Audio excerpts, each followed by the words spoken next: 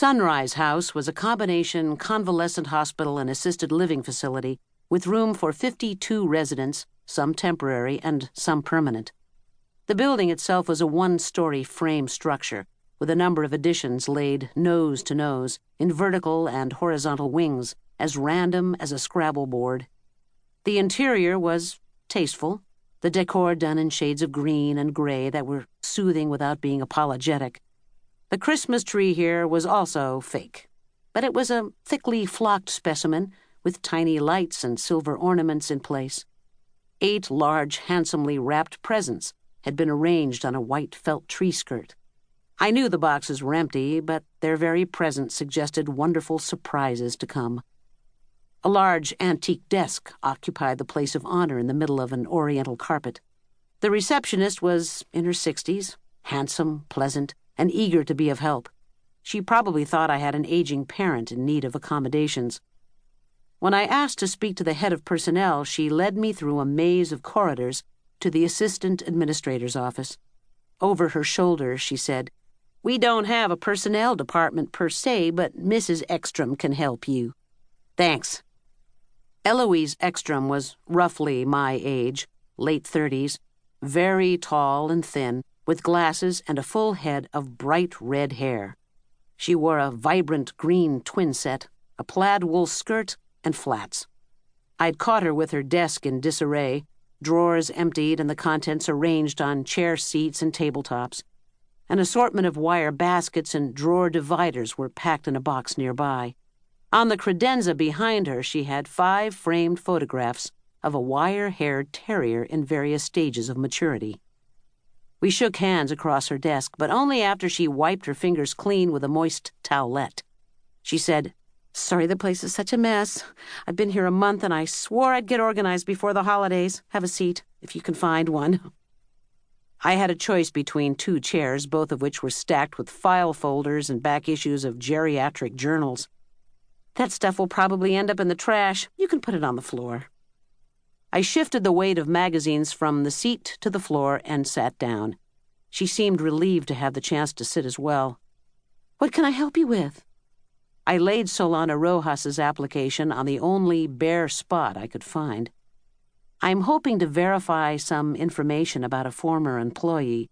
She's been hired to look after an elderly gentleman whose niece lives in New York. I guess you'd call this due diligence." "Of course." Eloise crossed the room to a bank of gray metal file cabinets and opened a drawer. She pulled Solana Rojas's personnel file, leafing through the pages as she returned to her desk.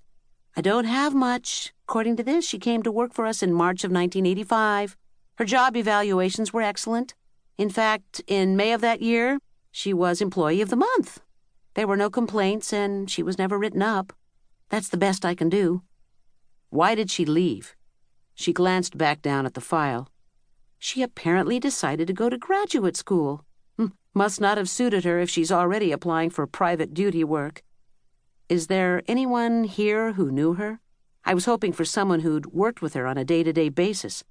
The guy she'll be caring for is a contrarian, and his niece wants someone with patience and tact." "I understand," she said, and checked Solana's file again. "It looks like she worked on 1 West, the post-surgery floor. Maybe we can find someone who knows or remembers her. That would be great." I followed her down the hall, not entirely optimistic about my chances.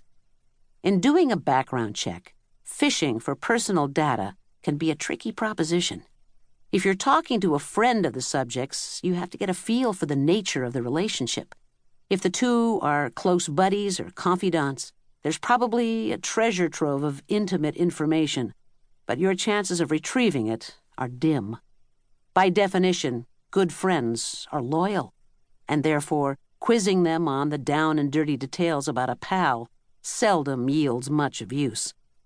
On the other hand, if you're talking to a workmate or casual acquaintance, you have a better shot at the truth. Who, after all, can resist the invitation to trash someone else? And interpersonal rivalry can be exploited for potential bombshells. Bad blood, including overt conflicts, jealousies, petty grievances, or an inequity in pay or social status, can produce unexpected riches. For maximum success in prying, what you need is time and privacy, so the person you're talking to will feel free to blab to her heart's content. The post-surgery floor wasn't likely to yield the proper atmosphere. Here I encountered a tiny stroke of luck. Lana Sherman, the LVN who'd worked with Solana for the better part of a year, was just leaving the nurse's station for a coffee break, and she suggested I tag along.